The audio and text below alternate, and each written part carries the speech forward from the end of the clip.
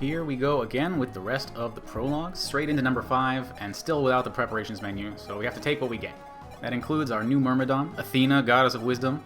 I don't much care for maps like this, kind of like Shadows of Valentia, where it's just an open field, especially since most of these enemies have overlapping range, so we have to keep most of our units out of the line of fire, and rely on 2 dodges against 3 attacks from our new Combat Queen Athena. There's a 3rd dodge on the next turn on a forest tile as well, but a Myrmidon getting 2 dodges on a fort and a 3rd against an axe on a forest as the only dodges in all 8 prologues, I think that's still pretty fair.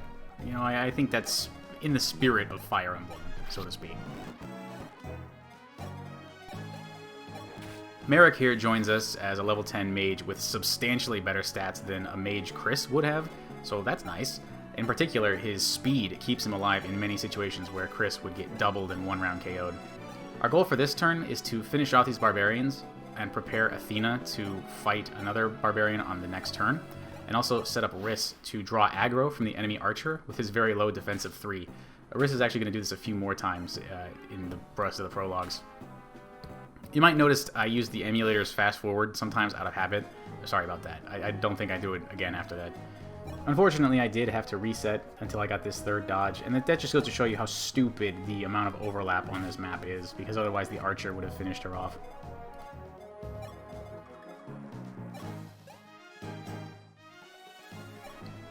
Our goal for this turn is finally to push outward a little bit without getting countered by any of the enemies. Sita is able to double this archer because she's awesome. We can't kill all of these enemies this turn, so we also have to make sure that Riss is sealed off from being attacked on enemy phase. And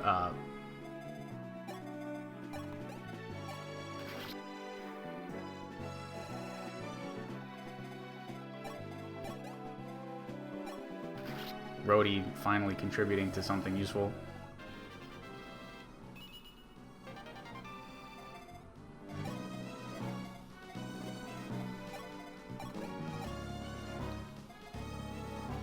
So we can't kill this barbarian, so the best we can do is seal him off from Riss and let one of our other fighters take a hit.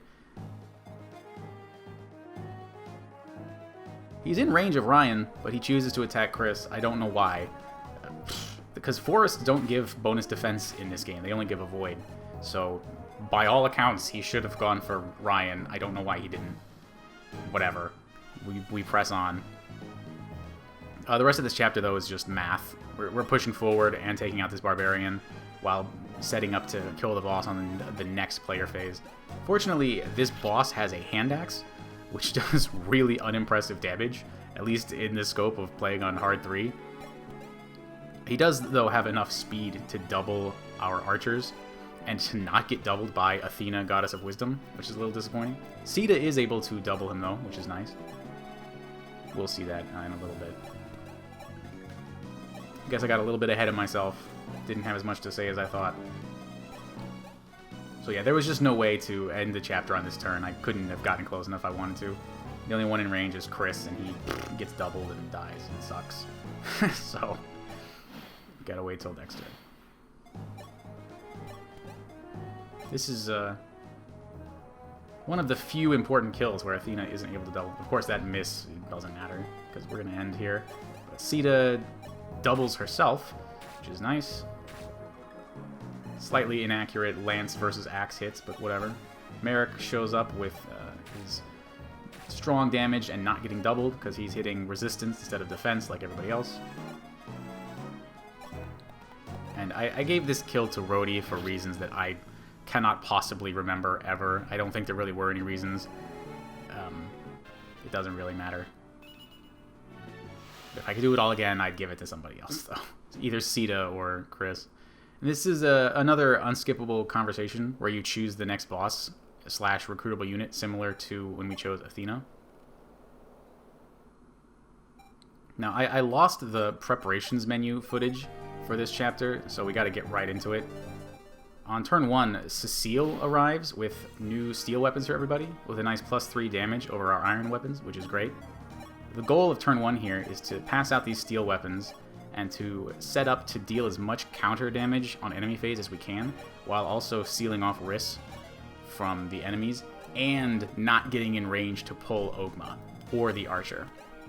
This again shows that on enemy phase, you'll see that whether or not you counter actually does play some sort of role in enemy AI decisions, because Merrick is the obvious choice here. He's got lower defense than Kris, but this fighter still chooses Kris for reasons that I'll never understand. It's not a big deal. Even if they had prioritized Merrick, I could just swap their positions and the end result would be the same. But whatever. Anyway.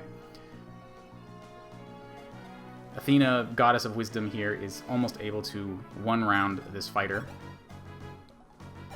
I think she dodges, but right, that dodge is not required. And again, I'll play out the chapter as if she had gotten hit there. So we'll just finish this guy off with Kris. We'll waste Riss's turn here to simulate having to heal Athena. And then the rest of this is just math. Merrick and Cecile can team up to kill this fighter, while Sita is able to double that Cavalier.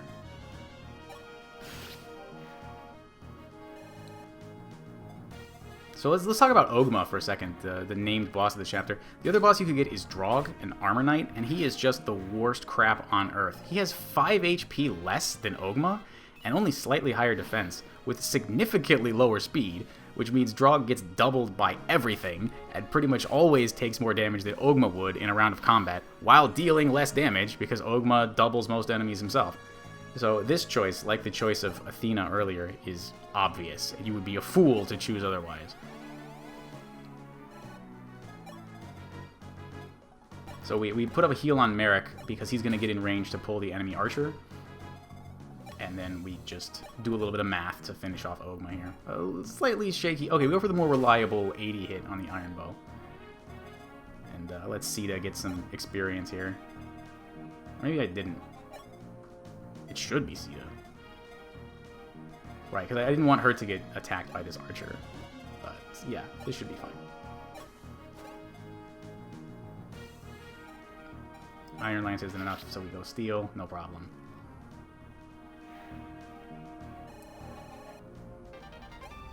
We got a Vulnerary for our trouble.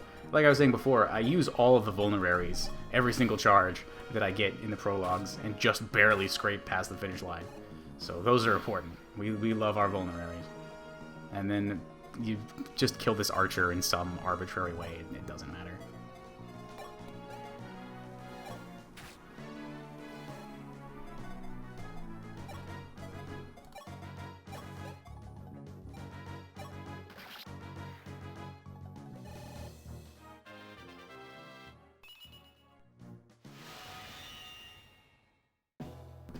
We have another dialogue choice for Prologue 7, and I'm going against established theory here by going for Est, another Pegasus Knight, rather than Cain, who is a quite powerful Cavalier. The reasons for this will be obvious in Prologue 8, but this choice also enables a very fast 3-turn finish in Prologue 7 because of the bonus damage that my archer Kris can deal against Est.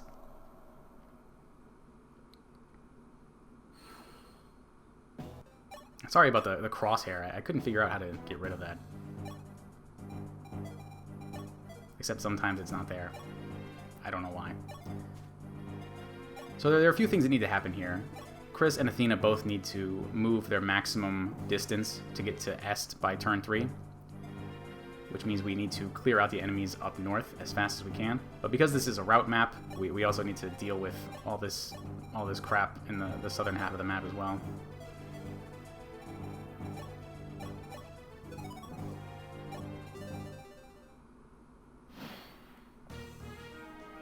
Sita is able to cross the entire map and double this mercenary, and I quite like this map because it's got terrain bonuses, it's got choke points, ranged attacks that you can't like walk up to that archer who's hitting you across the mountains, across the river. This is nice. This is nice and strategic. I prefer this kind of map to the open field sort of map we've been dealing with until now.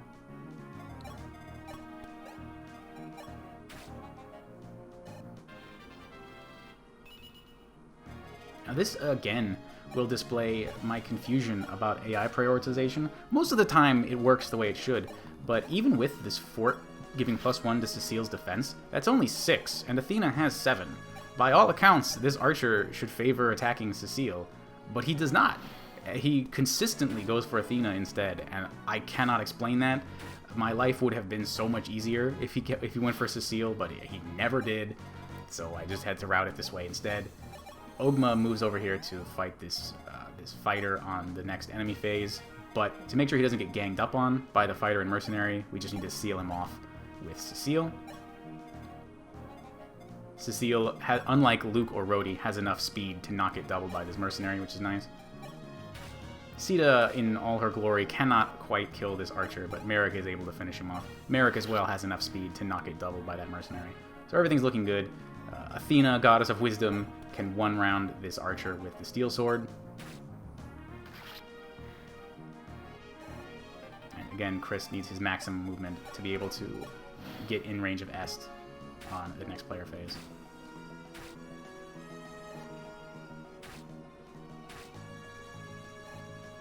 And now the rest of this is just math.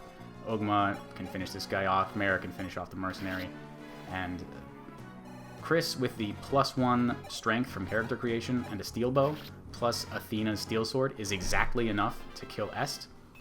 The hit rates are a little bit shaky. Kris is at a hot 67. I think that's the lowest, one of the lowest I've had to rely on.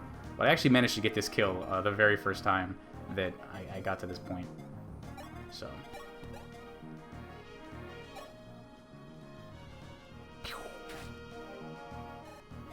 This is actually the map that's supposed to teach you about reinforcements, but we won in a tremendously fast 3 turns, so we didn't even learn about reinforcements. They didn't even get to come out, so that's cool.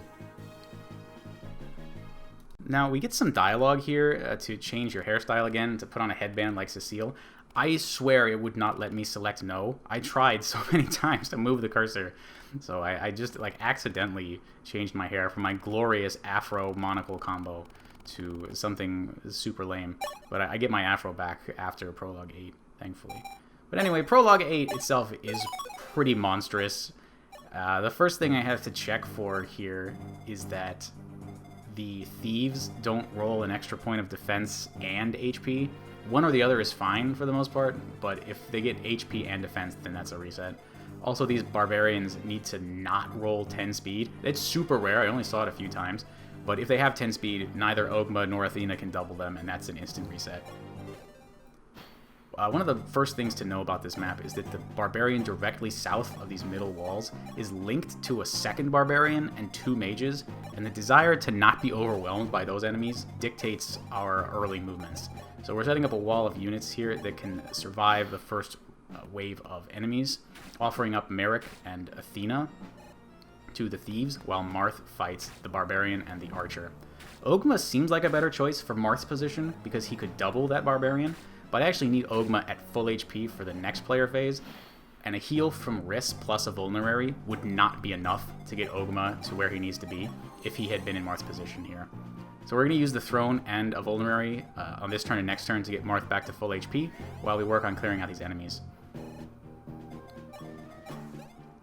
S previews the value of her higher strength and C-rank lances compared to Sita by being able to one-round this archer with the steel lance.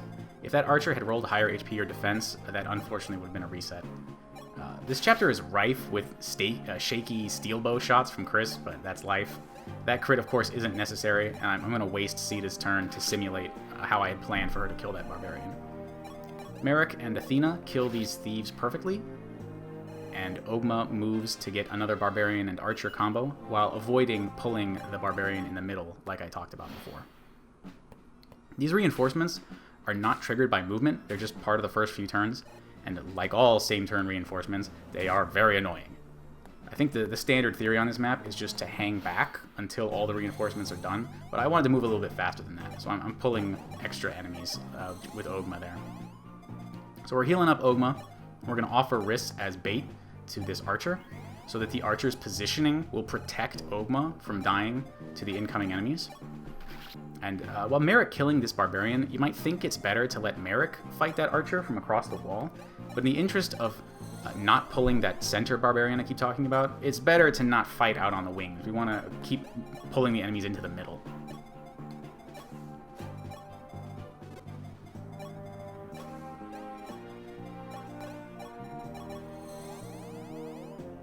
And Athena is in position to fight the incoming thief on the right-hand side. So as you can see, Ogma is protected, and this thief sometimes rolls an extra point of speed and will double Marth. That's actually what I planned for. It didn't happen this time, but that's why I wanted Marth at totally full HP to survive getting doubled by that thief.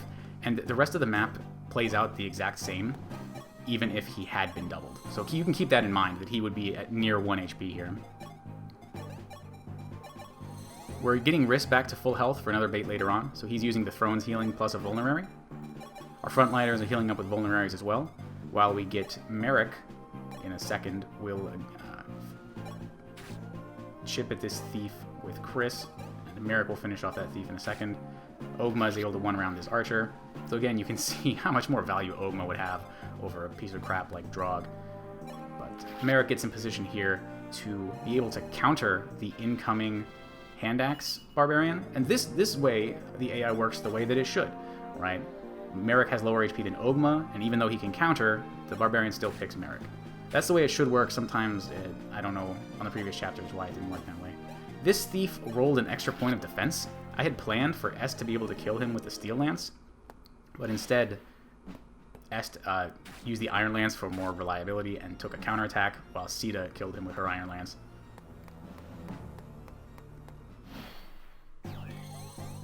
So I had to adapt the strat slightly after that. That's why I hesitate a bit here at the start of this turn, but the rest of it ends up working like 99%, the same as how I'd planned it. So the strat's even more robust than I had initially thought. We're going to set up the wall of fighters like we did before. Unfortunately, we can't just push forward to kill these two barbarians without pulling the rest of the room. And it goes without saying that Kris gets doubled and dies to every enemy on this map, so he's seeing very little action. We're going to be offering up Riss behind Merrick as bait to one of these hand axe wielding barbarians in order to keep our fighters healthy for next turn. And then Merrick is the second bait target because he'll be able to counter the hand axes. But that bait only works if Sita does not have a lance, because if the barbarians see weapon triangle advantage against Sita, they will choose her instead of Merrick, and we won't get that counter damage. And that's why I had to trade Sita's weapons away. And then our two super fighters chunk these thieves pretty hard. And then cleaning up on this turn, Est, of course, gets some throne healing. That was a little adaptation I had to make from before. But the rest of this, from now on, is just the same as how I had planned it. Give or take a Riss heal on Est, maybe. But cleaning up the enemies on this turn is just math. We get a more accurate iron bow shot on this thief. Athena is at just enough HP to get in position to pull that center barbarian that I keep talking about. He'll hit her for 20 damage, but she finishes off that thief in position to pull the rest of the room, while the rest of our army finishes up. And remember what I was saying, if Marth had gotten doubled by that thief earlier, he still wouldn't have died to that counter just now, because the hand axe is so weak. So again, this all still would have been the same if Marth had been doubled by that thief earlier. Gotta give Sita her weapons back. And Merrick is able to finish this guy off. Now Sita needs to go get in position for a super secret mission on next player phase.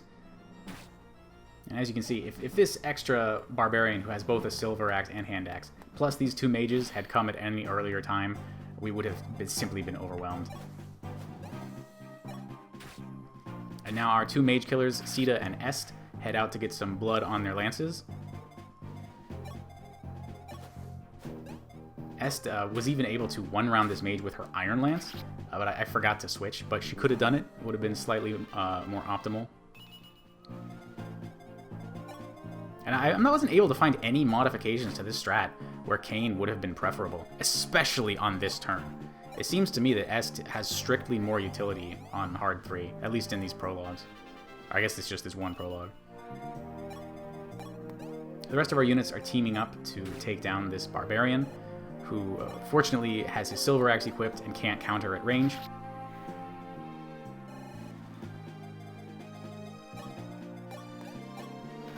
Queen Athena here is picking up some very valuable vulneraries. As you can imagine, those aren't going to last very long. And we head towards the south half of the map. I'm extremely proud, I should say, of how I played this chapter, but in particular, right here, because I don't have to slow down in between the two halves of the map. Right, this turn is spent moving my army closer to the remaining enemies, but there aren't any extra turns taken to stop and heal everyone up with risks. We just keep pushing.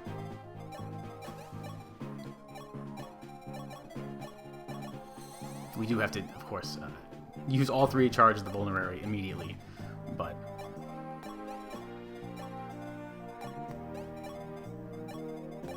we're going to go ahead and grab the save tile on the next player phase, because I need to rig a crit with Marth's Rapier. But we'll get S topped off here because she needs to draw some fire on enemy phase. Now, the wiki says that you have to enter Katarina's range to pull these enemies, but that is false. You just need to be in range of a Silver Sword Thief. And so we're able to bring them all up and get counters on 2 of the enemies without having to deal with Katarina's massive Hellfire damage. And you can see that this Levin Sword does absolutely pitiful damage to our Pegasus Knights. Merrick is able to counter the other Levin Sword Thief, getting doubled, and he still doesn't die. What a champion.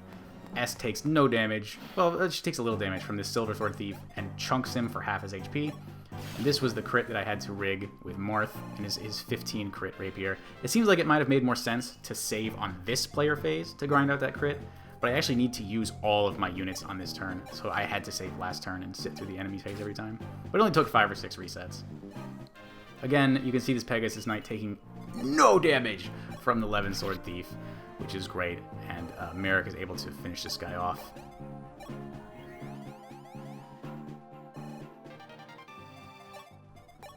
Get Athena topped off because Katarina deals exactly 24 damage against Athena's 0 resistance, so she's going to live with 1 HP again. The rest of this is just math, teaming up to take down our enemies. Est once again showing her value. She kills this guy for the other half of his HP, and Athena, Goddess of Wisdom, Queen of the Earth, is able to swoop in for a 1-round kill against Katarina. And that is it, my friends. Prologues 1 through 8 on hard 3, 0% growths, Archer Avatar, in 49 turns, just barely sub 50. That sounds like a pretty reasonable benchmark, right?